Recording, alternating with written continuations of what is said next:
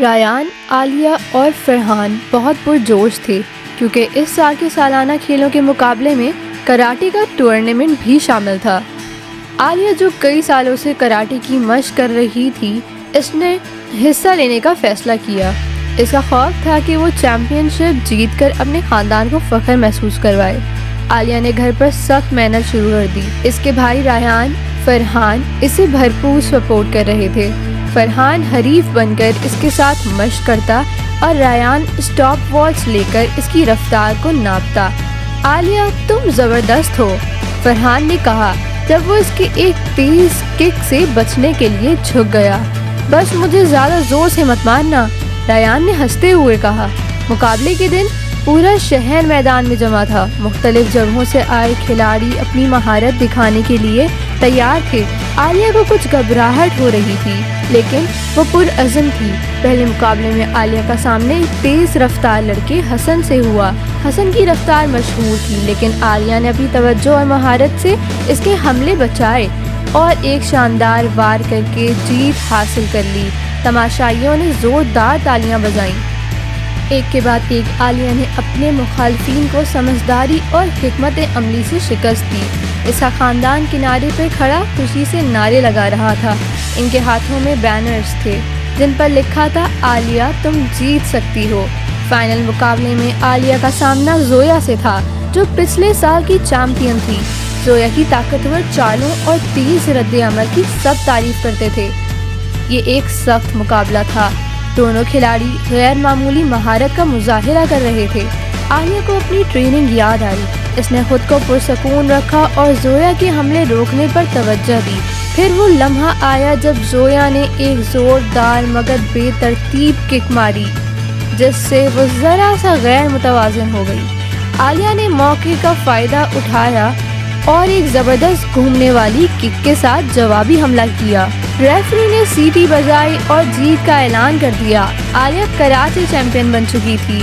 ریان اور فرحان خوشی سے دوڑتے ہوئے اسٹیج پر پہنچے اور اسے اٹھا لیا۔ تم سب سے بہترین ہو عالیہ، انہوں نے خوشی سے کہا۔ عالیہ نے اپنی ٹرافی فخر سے بلند کی اور مسکرا کر کہا یہ جیت صرف میری نہیں ہم سب کی ہے۔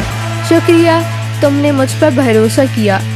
اس دن کے بعد عالیہ پورے شہر کے بچوں کے لیے ایک مثال بن گئی۔ اس نے سب کو سکھایا کہ محنت، خود اعتمادی اور خاندان کی سپورٹ کے ذریعے کوئی بھی اپنے خواب پورے کر سکتا ہے۔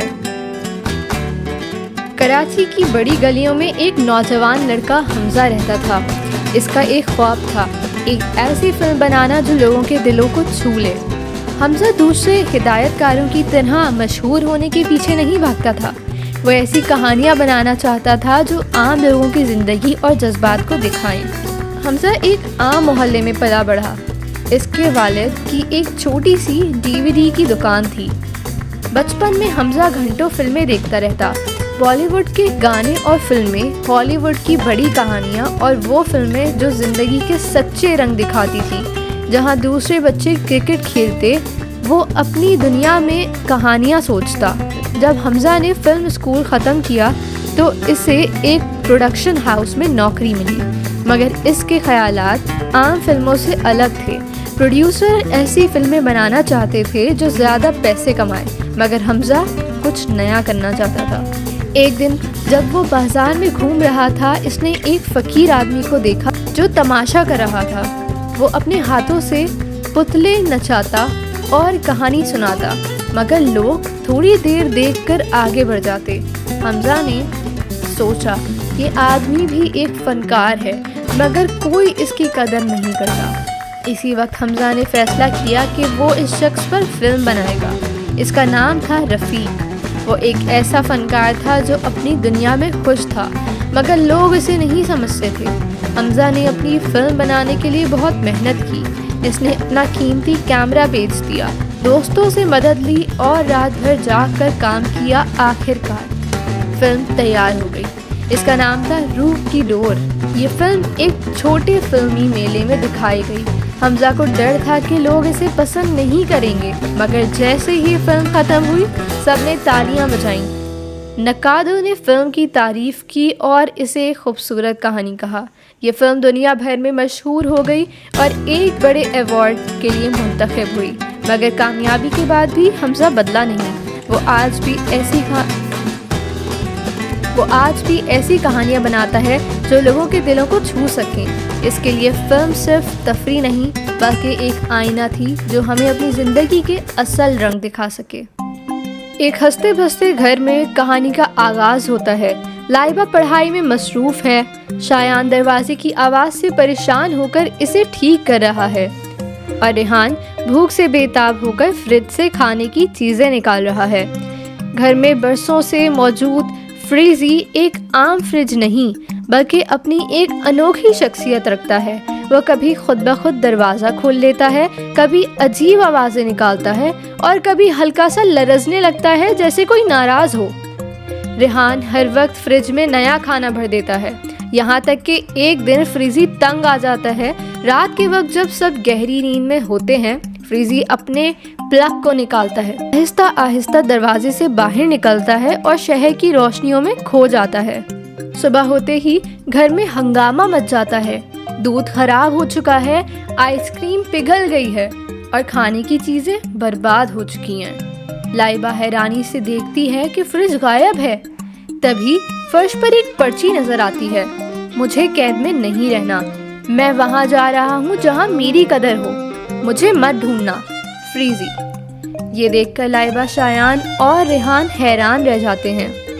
वो फौरन फ्रीज़ी को वापस लाने का मंसूबा बनाते हैं। लाइबा एक पुराना ट्रैकर तैयार करती है। शायान अपना औजारों का डब्बा ले लेता है और रेहान हमेशा की तरह बिस्किट्स का एक पैकेट साथ रख लेता है। फ्रीज़ी आज़ादी का मज़ा ले रहा होता है। वो गली के आवारा बिल्लियों से दोस्ती करता है, पार्क में बच्चों को आइसक्रीम खिलाता है और यहाँ तक कि एक रेस में हिस्सा लेता है। दूसरी तरफ भाई बहन फ्रीज़ी की तलाश में मुश्किलात का सामना करते हैं। शायान बिल्लियों से उलझकर गिर पड़ता है। रेहान रास्ते से समोसे देखकर बहकने लगता है। लाइबा बड़ी होशियारी से फ्रीज़ी का सुराग लगाती है और आखिरकार पता चलता है कि वो एक कबाड़ खाने में मौजूद है जहाँ पुराने सामान की सेल लगी हुई है।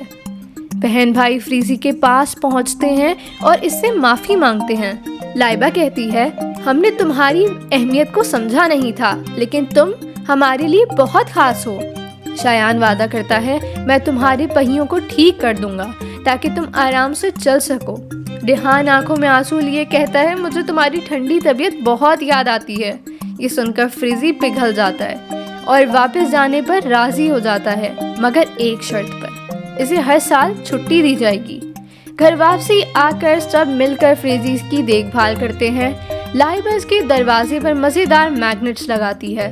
शायान इसे मज़ीद आरामदेह बनाने के लिए इसमें एक नया पुर्जा लगाता है और रेहान वादा करता है कि आइंदा ज़्यादा खाने की चीज़ें नहीं भरेगा। कहानी का इख्तिताम खुशी और हंसी के साथ होता है, ये सिखाते हुए कि हर चीज़ चाहे जितनी भी आम लगे अपनी जगह अहमियत रखती है और इज्जत की मुस्तहिक है।